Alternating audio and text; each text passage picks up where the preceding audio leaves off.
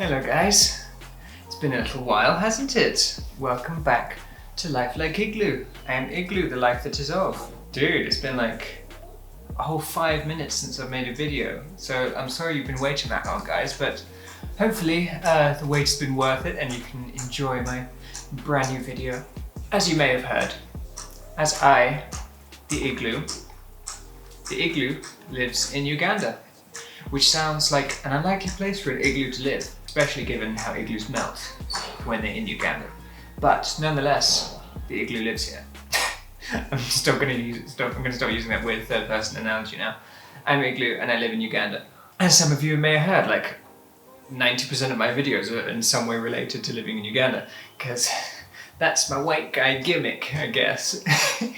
Not that you can see Uganda, all you can see is Uganda is like this brown bedspread back thing, or just nondescript brown surface, who knows what it is. Anyway, yeah, I got another video related to being in Uganda, and today my video is about my favourite foods in Uganda, like the local cuisines, the local dishes, what ones do I like, and I might mention ones that I'm not quite as big as a fan of, but this is about the ones that I love, the one that I could literally eat every day and be perfectly satisfied. So, I did have a list, but it's in the other room and I can't be able to get it, so I'll just try and do it off memory, which should be fine.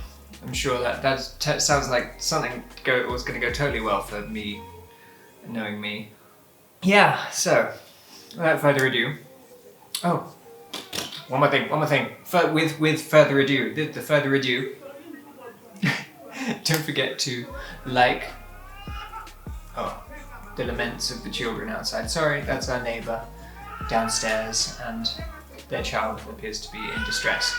Just, you know, power through it, guys. You can do it. It's gonna be fine. Poor little dude. He'll be okay. Don't worry, guys. He'll be fine. Anyway, hopefully we can cheer him up by talking about our favourite Ugandan foods, especially since he lives here too and he can hopefully soon partake in these Ugandan foods. Dear me. Yes, so, number one, every Ugandan in Uganda, on earth, even people who aren't Ugandan are probably gonna know this, the legendary, baby crying, sorry. The legendary Ugandan Rolex. And not Rolex like wristwatch, because that's what everyone said. A Rolex is in a flat chapati with basically sort of like a thin omelette over it and maybe some veggies cut in, all rolled up into like a nice roll. So it's like it's rolled, that's why it's called a Rolex. It's just like, it flows, you know? That is like my number one favorite, because it's literally like anyone can get it. It's literally, it's the staple around here, and it's like, it's so filling, it's so nutritious. One of those will literally like keep you going for the whole day. It's very, very nice.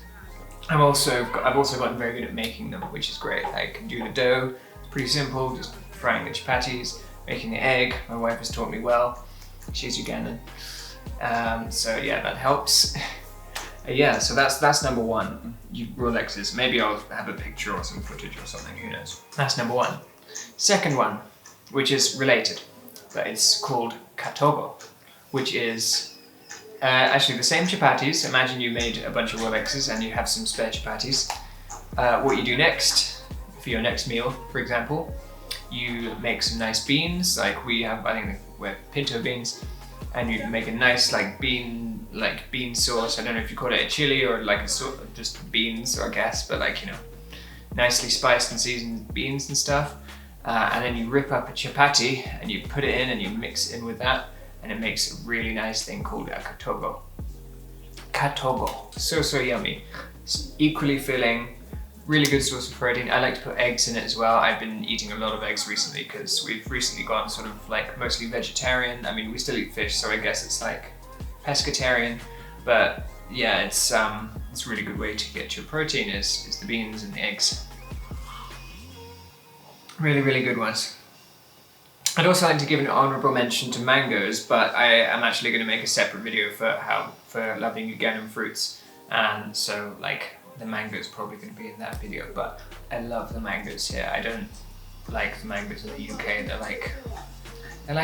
like an apple with the life drained out of them. You can tell they're way too unripe when they get sent there. Here they're absolutely amazing. They're like ice cream from a tree. It's absolutely wonderful. Ooh. Yeah, oh, they're so good. I kind of, I had my list. This is where I need my list. I had good momentum. But what else? Ooh, I know. As those who know me really well will know, I absolutely despise bananas in most of their forms. Pretty much all their forms, especially before I came here. But in Uganda, there's a couple of special bananas which, if prepared properly, I'm a huge fan of. The first one, which again, all Ugandans will know. I mean, they'll know all of these. They're all the staples, basically. But yeah, matoke. I love matoke. Don't like the taste of bananas, like how white people think of yellow peely bananas.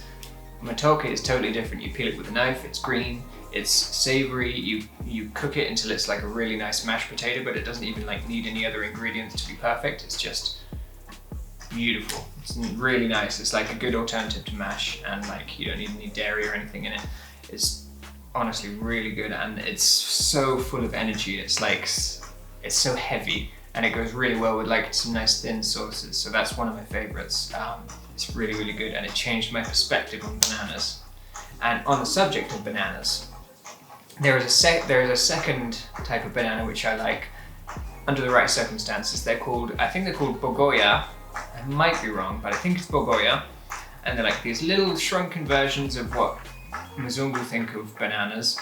And they're these cute little ones, and I don't eat them normally because they're too banana-y. But if you let them go a little bit overripe, and then you put them in a mixing bowl, mush them all up into a smelly goo, and then you put flour in and some baking powder, and that's literally it. No sugar, no ingredients or anything. You just mix that up, roll it out into a dough, you know, cut out some shapes, and you just put that in hot oil, and it makes the most amazing pancakes you'll ever eat. Like, I'm not talking about like English pancakes where they're like those sort of kind of wet and roll out and stuff. They're like nice little like tough discs of bready pancake material, and the bananas are so sweet that you need no sugar, and they're just perfectly sweet.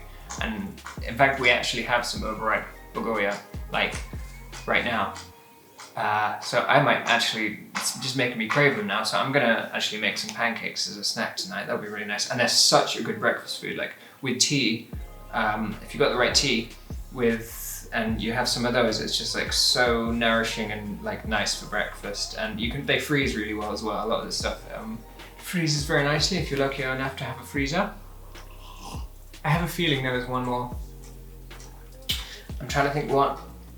I can't think what, but I really feel like there was one I'm missing. I mean, I like the fish. There's some good fish around, but I don't know what specifically.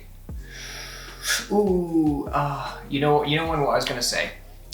We don't eat it really anymore because it's beef, and like I said, we're kind of mostly pescatarian now. Don't really eat the chicken and beef as much, but it's called chaps, and it's kind of like, it's halfway between like bread and meat. It's very strange, but very, very delicious. Where it's like you got your nice minced meat, and it's literally flour and I think eggs. I think eggs and like some coriander, and it's like all mixed up until it's like an actual like a doughy paste, like actual like meaty dough, and then you roll it really thin, like almost paper thin, like really, really thin, and then you dip that in egg wash and you fry that. There's a lot of frying in Uganda. I love it. I love fried things. I like things when they're crispy and nice, so it fits with me very well. But yeah, it's really, really, really, really nice. Yeah, the chaps. Yeah, sorry. You fry them and it like inflates into a big bubble, and then you take it off once it's cooked, and it calms down, and it just becomes this really nice like meaty, like it's just like somewhere between bread and meat, and I don't know how to describe it, but it's delicious. But we don't eat it anymore because we're pescatarian now. So it's an honourable mention and one that used to be a fave, I guess. But yeah, that's it for now, guys. I might make another video specifically on the fruit. If we happen to have the fruit at hand, I might even have a more involved video and be like cutting into it or trying some of the fruit. That would be nice. I'd like to add a bit more depth to these videos.